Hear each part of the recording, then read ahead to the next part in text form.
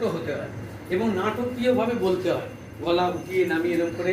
আর activity বেশ তো, আমি বলে যাচ্ছি আর বাচ্চারা শুনে যাচ্ছে বলে হবে না, আমার সঙ্গে সঙ্গে বাচ্চাদেরও অংশগ্রহণ করাতে হবে। সেই যে প্রশ্ন উত্তর করতে করতে গিয়ে যেতে হয়। আমি তারপর যেতে যেতে দেখি একটা শিয়াল দাঁড়িয়ে আছে। কি দাঁড়িয়ে আছে? শিয়াল। বললাম শিয়ালটা জিজ্ঞেস করলো কেন? অ্যাক্টিভিটি, তোমাকেও অংশগ্রহণ করলাম, তুমি যে বসে বসে শুনবে তা হবে না, তোমাকে বলতে হবে। এই হচ্ছে পদ্ধতি। এইবার বলছি যে গল্পটার মধ্যে এমন কিছু থাকে না, বলার গুণে গল্পটা দাঁড়ায়। সেই রকম দেখো একটা গল্প আমি তোমাদের একটু সাধারণভাবে বলবো, ভালোভাবে বলবো, কিন্তু সাধারণভাবে বলবো, স্কুলের মতো করে নয়। আর যখন স্কুলের মতো করে বলবো সেটাই কীরকম রূপ নিয়ে নেবে সেটা আমি দেখাবো। ধরো একটা গল্প, একটা বন ছিল, বনে একটা বাঘ থাকতো। বনের মধ্যে ছিল পাহাড়, পাহাড়ের মধ্যে ছিল গর্ত, পাহাড়ের গর্তকে কি বলে? গুহা।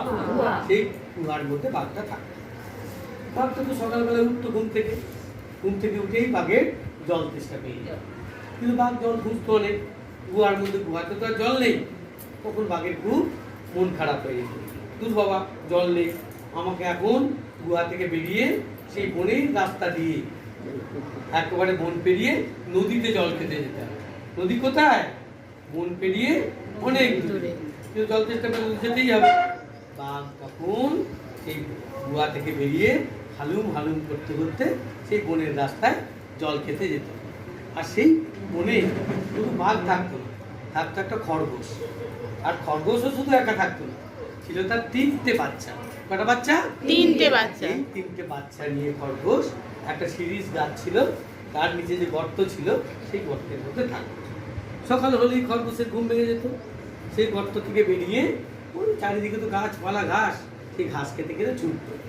আর যেমনি মা বেরিয়ে চলে আসতো গর্ত থেকে, বাচ্চাগুলো বেরিয়ে চলে আসতো, এসে তারা খরগোশের পেছনে পেছনে ছুটতো আর ঘাস খেত। কিন্তু যেমনি বাঘকে আসতে দেখতো খরগোশ, তেমনি সে বাচ্চাগুলোকে নিয়ে গর্তের মধ্যে লুকিয়ে পড়তো। বাঘটা কিন্তু সেই গর্ত কাছাকাছি চলে আসতো, কি করে?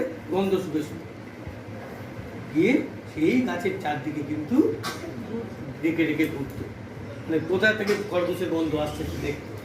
কিন্তু খরগোশকে খুঁজে পেতো না, খরগোশ তো রয়েছে সেই গর্তের ভেতরে। এর ভিতরে খরগোশ ভয়ে কাঁপতে থাকতো। কাঁপতো কেন? ভয়ে। জানতে পারে, কিন্তু বাঘ জানতে পারত। তখন বাঘ অনেকক্ষণ ডেকে ডেকে আবার মনের রাস্তা ধরে নদীর দিকে চলে যেত। আর যেমনি মনের দিকে চলে যেত বাঘ নদীর দিকে, খরগোশ কিন্তু আবার বেরিয়ে চলে আসতো, ওর বাচ্চারাও বেরিয়ে চলে আসতো, ওরা আবার ঘাস খেতে খেতে খেলা করতো। এটা হচ্ছে একটা সাধারণভাবে একটা গল্প বললাম।